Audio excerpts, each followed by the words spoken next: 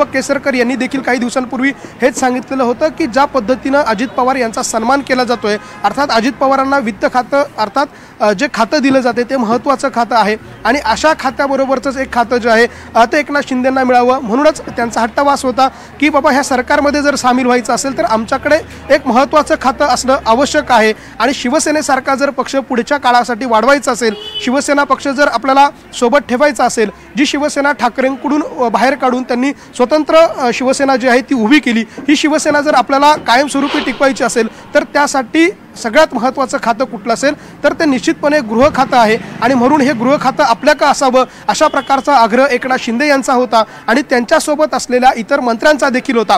कारण या सगळ्या मंत्र्यांवरती असतील, कार्यकर्त्यांवरती असतील किंवा त्यांच्या मदती असतील, या सगळ्यासाठी जर कुठलं खातं महत्त्वाचं होतं तर ते निश्चितपणे गृह खातं तितकंच महत्त्वाचं होतं। अजित पवारांना जे खातं अर्थ देण्यात आलेलं आहे, अजित पवारांच्या राष्ट्रवादीचा जर विचार केला सुवर्णा तर त्यांना जे खातं अर्थ खातं देण्यात आलेलं आहे ते खातं सहकाराशी संबंधित आहे, बँकांशी संबंधित आहे आणि शैक्षणिक संस्थांशी संबंधित ज्या ज्या संस्थांना आर्थिक मदत करायची आहे त्या संस्थांना भरघोसपणे मदत करता येईल अशा प्रकारचं खातं अजितदादांना दिलेलं आहे। आणि अजित पवारांचा पक्ष ज्या बेसवर उभा आहे ते म्हणजे सहकाराचा बेस आहे, शिक्षणाचा बेस आहे, अर्थात ह्या सगळ्या बेसवरती अजितदादांचा पक्ष उभा आहे आणि म्हणून त्यांनी ते खातं मागून घेतलं आणि त्यांना ते खातं मिळालं देखील। मात्र शिंदेंना जर आपला पक्ष वाढवायचा असेल तर त्यांना गृह खातं आवश्यक होतं आणि म्हणून त्यांनी गृह खात्यावरती अडून बसलेले होते आणि याच खात्यावर कदाचित त्यांच्यामध्ये सेटलमेंट झाली असावी अशा प्रकारची माहिती जी आहे ती समोर आलेली आहे। त्यामुळे आता या सगळ्या मंत्रिमंडळाच्या आजच्या शपथविधीनंतर हे गृह खातं एकनाथ शिंदेंना मिळतं का?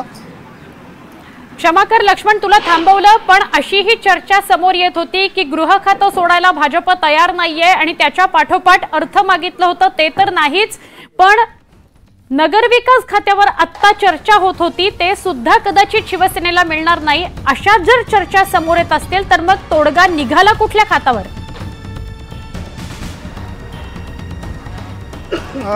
ह्या सगळ्या जरी चर्चा असल्या तरी एकनाथ शिंदेंना असं डावलून चालणार नाही। ज्या एकनाथ शिंदेंनी सगळी शिवसेना भाजपसोबत आणली त्या एकनाथ शिंदेंना जर आज अशा पद्धतीने वागणूक दिली जरा नीट गडबड करू नका, आता खाली घे थोडं। राज्यपालांना भेटलात, निवेदन पत्र देखील दिलेले, काय निवेदन पत्र दिले आणि कोंडी फुटलेली आहे का? आपल्या सगळ्यांना माहिती आहे की आज 5:30 वाजता देशाचे पंतप्रधान नरेंद्र मोदी साहेबांच्या उपस्थितीमध्ये मुख्यमंत्री आणि दोन्ही उपमुख्यमंत्र्यांचा शपथविधी आहे। आम्ही शिवसेनेच्या वतीनं सगळ्याच आमदारांनी, माजी मंत्र्यांनी माननीय एकनाथ शिंदे साहेबांना कळकळीची विनंती केलेली होती की कुठच्याही परिस्थितीमध्ये सरकारमध्ये त्यांनी उपमुख्यमंत्री बनलं पाहिजे। त्यांनी ज्या योजना सुरू केलेल्या आहेत त्याच्या संदर्भात देवेंद्रजी मुख्यमंत्री असताना ते देखील सरकारमध्ये असले पाहिजे ही आमची सगळ्यांची भूमिका होती।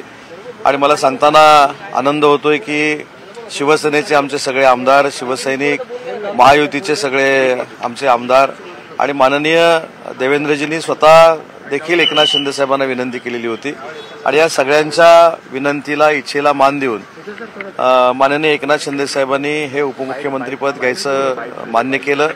त्यानंतर आम्ही सगळे माननीय देवेंद्रजींना भेटण्यासाठी सागर बंगल्यावर आलेलो होतो।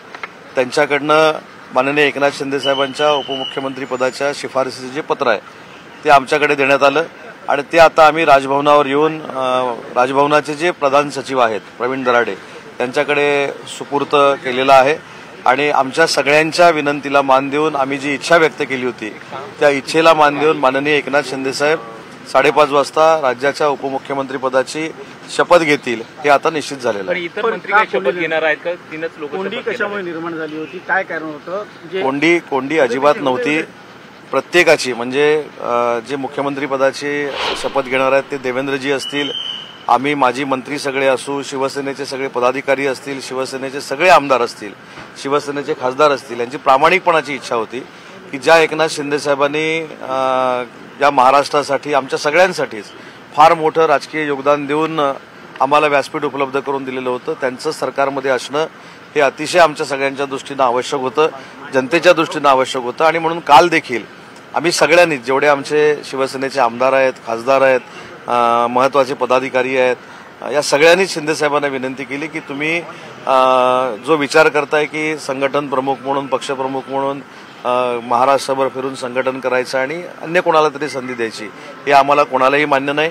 तुम्ही तर पक्षप्रमुख आहातच, तुमच्या सोबत आम्ही सगळे आहोत, परंतु ते उपमुख्यमंत्री बनले पाहिजेत ही शिवसैनिकाच्या प्रत्येक सर्वसामान्य शिवसैनिकाची इच्छा होती आणि ती आज माननीय एकनाथ शिंदे साहेबांनी पूर्ण केली। त्याबद्दल आम्ही सगळे त्यांचे मनपूर्वक आभारी आहोत। महत्त्वाच्या खात्यांची मागणी शिवसेनेकडे करण्यात येत होती, ती मागणी पूर्ण झाली आहे का? महत्त्वाच्या खात्यांची मागणी जी ती करण्यात आली होती, याबद्दल मला असं वाटतं की ह्या सगळ्या आपल्यापर्यंतच्या बातम्या पोहोचत आहेत, त्याच्यामध्ये काही तथ्य आहे असं मला वाटत नाही। माननीय एकनाथ शिंदे साहेब देवेंद्रजींशी देखील स्पष्ट पद्धतीनं बोलू शकतात, माननीय मोदी साहेबांशी देखील बोलू शकतात, अमित शाह साहेबांशी देखील बोलू शकतात।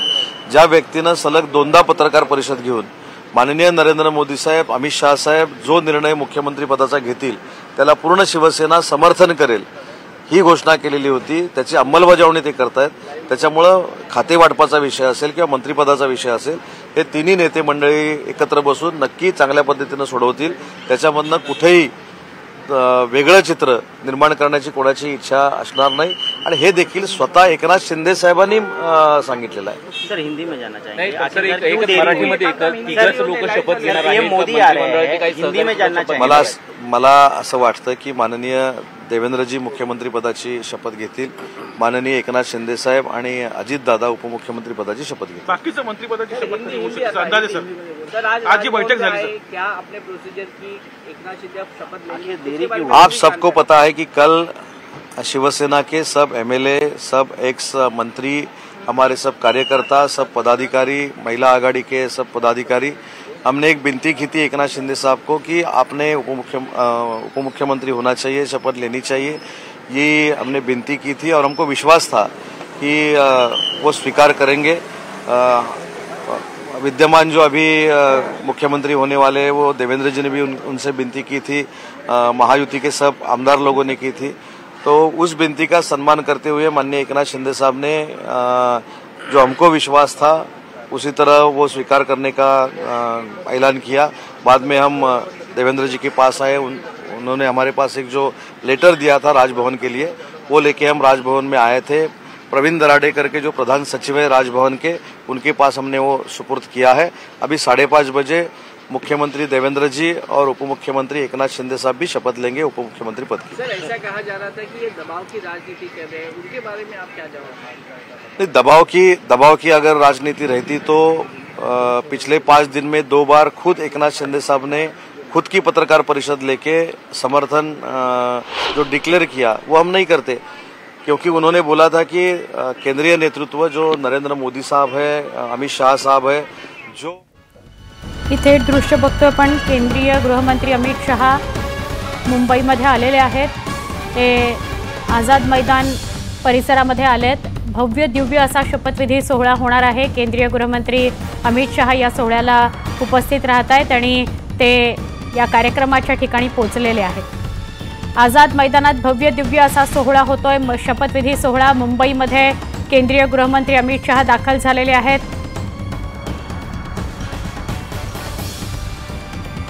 तर प्राथमिक माहिती हीच येते की केंद्रीय गृहमंत्री अमित शहा मुंबईमध्ये दाखल झालेले आहेत। देवेंद्र जी है, अजित दादा है, वो बैठ के वो तय करेंगे कि कौन सा खाता रहेगा, कौन मंत्री बनेगा। ये अभी आगे जाके होने वाली बात है। अभी तो शाम को 5:30 बजे माननीय पंतप्रधान नरेंद्र मोदी साहब के उपस्थिति में जो ओथ सेरेमनी हो रहा है उसमें उपमुख्यमंत्री करके माननीय एकनाथ शिंदे साहब शपथ लेने वाले हैं। चला मान देऊन उपमुख्यमंत्री पद एकनाथ शिंदेंनी स्वीकारलेलं आहे। ते शपथ घेणार आहेत संध्याकाळी। देवेंद्र फडणवीसांना आधी आम्ही भेटलो आणि त्यानंतर राजभवनावर आलो।